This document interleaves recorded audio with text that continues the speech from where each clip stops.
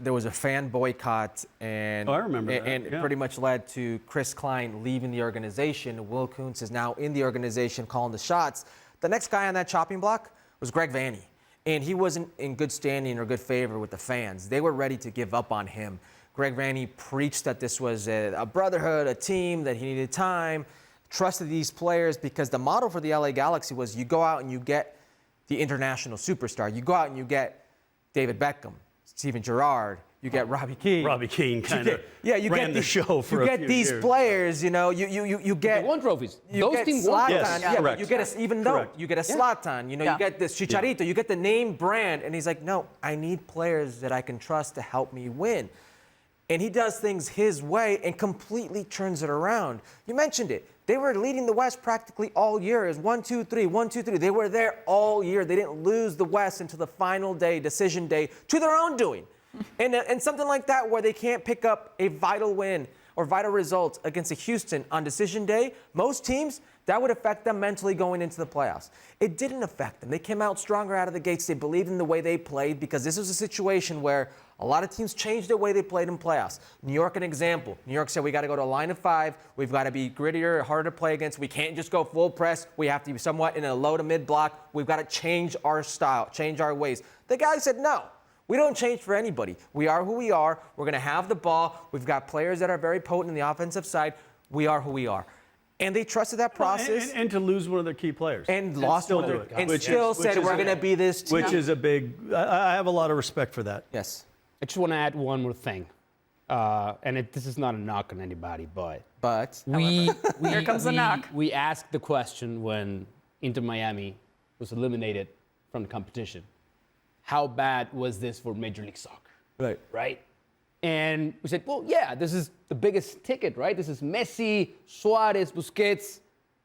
But at the same time, it was a blessing in disguise. Because I think for Major League Soccer, it's a big thing that the Galaxy are back where they are supposed to be all the time. One of the teams competing for the title, winning the title, but doing it the right way, quote unquote, right way. Again, there's no knock on anybody. I give Inter Miami tip of the cap for bringing players with the caliber of the international superstars that they have. But as the Mandalorian would say, this is the way.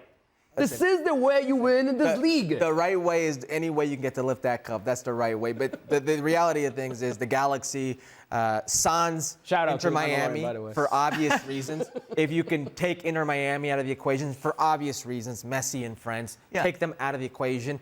Most people around the world, when you ask them what team in Major League Soccer do you know of, they're going to say the LA Galaxy. Easy. Oftentimes, they think players around the world, they say, hey, you want to go play in Los Angeles? They don't know about LAFC. They just think the LA Galaxy because of the brand name and historically how the league has been. Yeah, that was great for them, and the fact that they were able to lift the trophy at home. Casey, how big I think was this for them? when MLS changed that with that match in Toronto where, who was it? It was Colorado against Dallas. Yes, and sir. there was like 6 people at the stadium because it was cold and nobody cared. Oh, no. And then MLS made that decision to say, okay, regular season, best record gets to host. And, you know, I think it's made a big difference because there's always that criticism in a league where 8 teams in a division make the playoffs. And so what's the point of the regular season? Well, LA Galaxy made the point of having the best record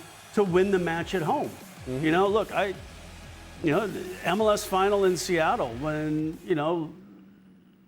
Lumen was sold out in an hour of 68,000 and, you win the trophy at home. We called that game. And it makes a difference. And look, I love the idea of the Super Bowl.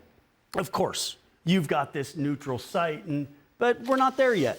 So to have it somewhere where it matters, either is the away team that gets to then taunt all the home fans when you just won a trophy in their stadium, or that joy of winning in front of your home fans. I was actually there.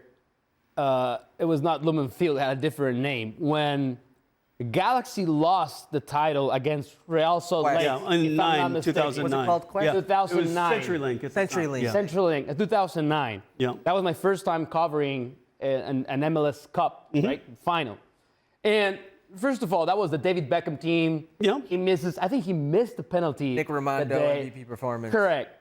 But my first thought was, it is weird that we're having a final at a neutral stadium, and there was a large Galaxy fan base that traveled. Sure. Not as large for Real Salt Lake. But then fast forward, like 9 years when we got to do that final, and I was in shock to experience what we experienced that night. The atmosphere of a home team It was with a crazy. true home field advantage. We got chills calling that game, let's be honest. And it was a great game, by the way. Well, and the way the game played, the Sounders had a very poor first half, but they defended well, found a way to stay in the game, made adjustments at halftime, and then comfortably But the won. fans mattered. It mattered that they were playing at home. And they weren't against a playing very well. solid Toronto And the team. fans were getting antsy if because they weren't playing well. Yeah, I remember the atmosphere was very good. Yeah. Usually all the games in Lumen Field, the Seattle Sounders are very good in atmosphere. If I could bring it back just quickly to the LA Galaxy, for this fan base to do the boycott the way they did, get accountability from ownership. Dan Beckerman, the people at Anschutz Entertainment, Chris Klein leaves, Will Kuntz comes in, to have that transpire in the way it did and get rewarded with a home MLS Cup and seeing your team, who 10 years ago was the absolute class of Major League Soccer, seeing them now lift the cup in the same city where not too long ago you had to watch the neighbor lift an MLS Cup, that had to be an extremely, extremely just good feeling for them. Yeah, it's a good feeling. But I think all it's around. also good for the league. Having some Mic drop. competition, and I think that also. I remember in that match, Mao, as he goes to grab his mic pack. Sorry. Not trying to make it awkward at all. That I remember sitting behind the goal the day before training, and I'm gonna drop a couple names like Mao dropped his mic. That I was with Drew Carey. Yeah. And we were kind of behind the goal, and Mr. Anschutz and his wife were there. And he kind of said, hey, you guys in Seattle kind of kicked the rest of the league up the backside to show them how we can move forward. Correct. Yeah. And then I think the Galaxy got that next kick up the backside when LAFC kind of came into town. Yep. And then what I love seeing, to your point, is the reaction. Yeah. Is the idea of, okay, we've had a bad spell.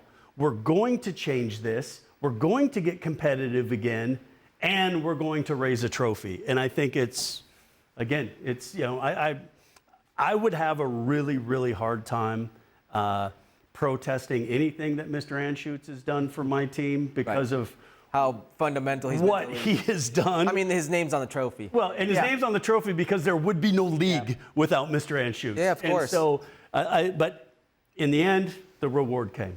Sometimes clubs, teams throw this line just to come in place. You fans should feel a part of this championship. But in this case, I really feel that the Galaxy fans should feel like they had a lot to do with the way the team found this turnaround so quickly, because they demanded better. They have standards as a club. And there's been players that have done it before, and they were not happy with the way things were done with the Galaxy. So the Galaxy fans also should feel like they played a big, big part of how the team performed and how the team was built, and the patience that they had with Greg Vanney, former champ. He's done it before, and rightfully so. They deserve to be 2024 champions. Yeah, just to have that consistency. But it's a great story because we've seen many times where a fan base is just fed up and they ask for the owner to step down, and it just doesn't happen. The fact that it happened and they were able to turn this around and lift a trophy, like you said, the fans definitely are a huge part of this. Are you a Valencia fan? Am I a Valencia fan? No, I do know Valencia fans, so. Hola, Blanca. Don't ask her about her Hola, Blanca. fandom, because that's going to hurt me a little later. I heard. Oh, yeah. I want to bet. Well, we'll talk about that later.